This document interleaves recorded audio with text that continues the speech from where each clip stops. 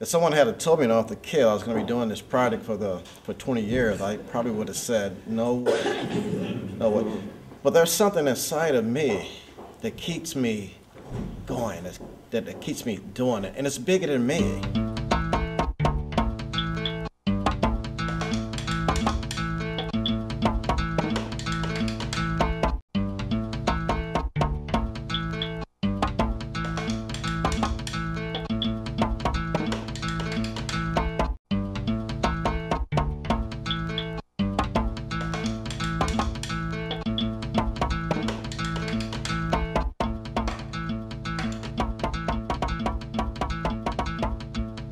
This is the 7th or 8th play that I've worked with Ron on, and one thing that is integral to every one of them is the sense of rhythm.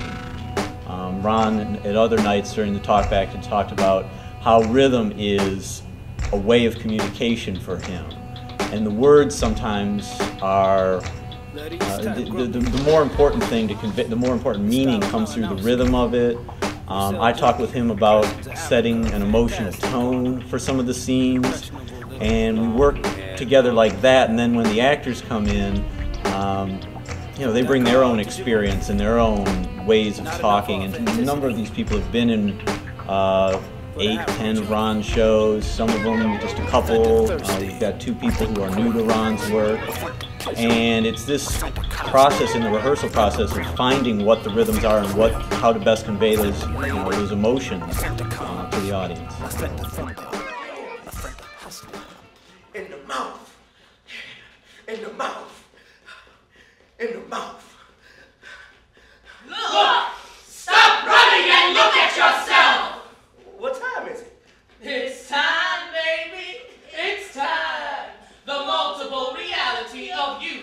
That's what time it is. I'm running, man. I'm running.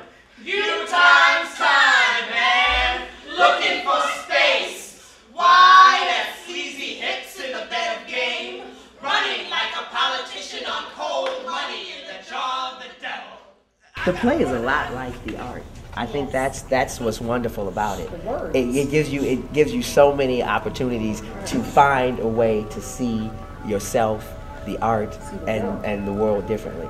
You know, so isn't that great? You know, you just get to go, okay, I saw the art. Oh, now I see it in a play. We got to make a movie. No, we got to get some movies up in here. We got the screens. So all of these different mediums, all the and in this way, the fact that Ron always has the courage to go at it in a very unique and untraditional manner. So it really helps you kind of see the world differently. You have been called audience, an object. But through this medium theater, my words are, you are passion. Mostly you are art, a rhythm, a style, an eye. I'm asking you to let go of concept you and not be an audience. Feel this with freshness. That's who you are, a human. Fresh skies without limit. I'm trying to touch that. I'm Tyree Guyton, a man, a human, an African in America. I think it's amazing, you know what I'm saying, that we can watch the news and get on the internet, newspapers, listen on the radio, all these things, and we can hear how our black men are dying off and how they get in trouble all the time, and our neighborhoods and our communities are just going downhill. And then you've got these 3 generations right here in front of you, right, that are connecting not only with you, the audience, and with us, the actors, but with the community. And Oliver, he always does a great job of saying how we get to really be a part of live art, that we're not doing something, we're just representing a story, but you can actually go and see the Heidelberg Project. But each of these men are continuing transformative work, each one of them, and they're all connected, and that's an inspiration to me. I think that's quite powerful.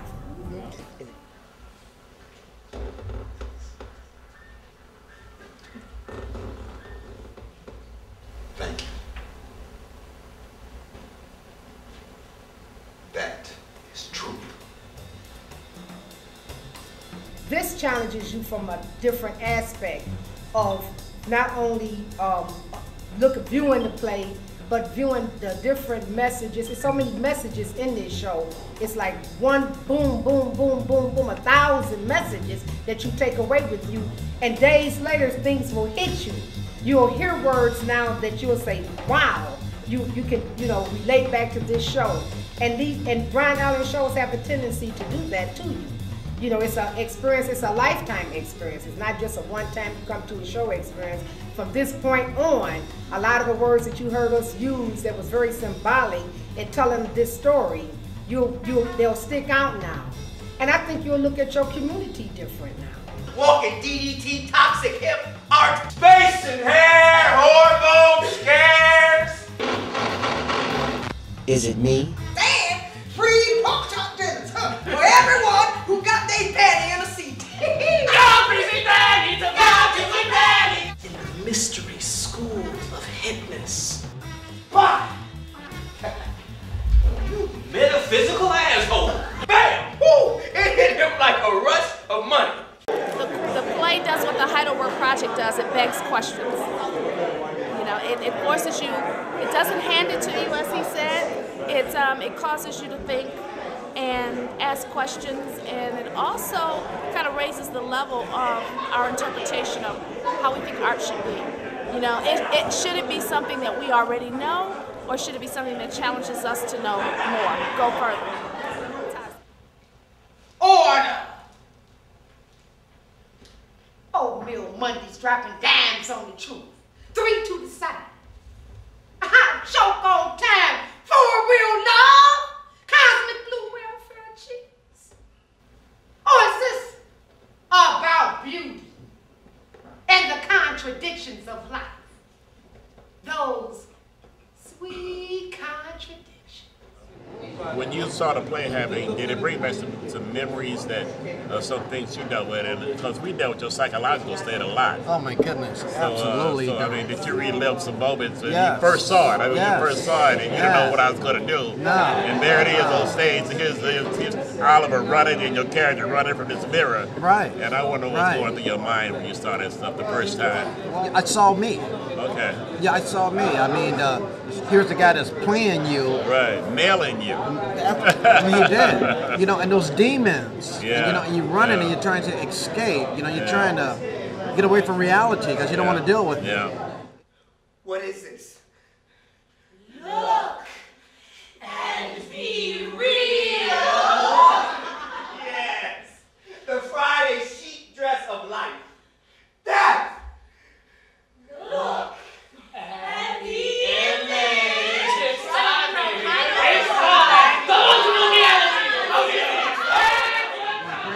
Well, one thing that I think is interesting about the mirror scene is that when you saw the mirror scene, I can think about how when you looked in the mirror, you saw something that you didn't want to be. You know, but at the same time, the Heidelberg Project was in you somewhere at that time. Was in you. It was calling me. And you was trying to push through all of that other stuff in the way, all those distractions and obstacles in your mind and get to the Heidelberg Project. And then there was times I wanted to run away from it. You know, Yeah. I remember fighting self.